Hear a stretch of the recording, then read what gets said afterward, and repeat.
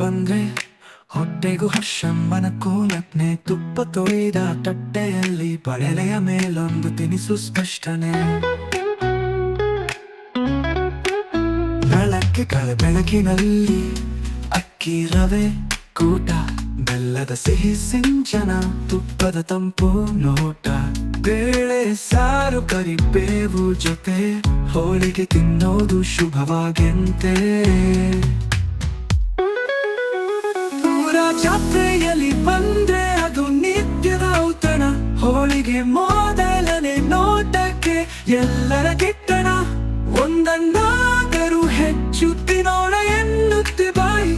ಬಸೀರಾದರೂ ಕೈ ತಡೆಯೋದಿಲ್ಲ ಏನು ಸವಿಯ.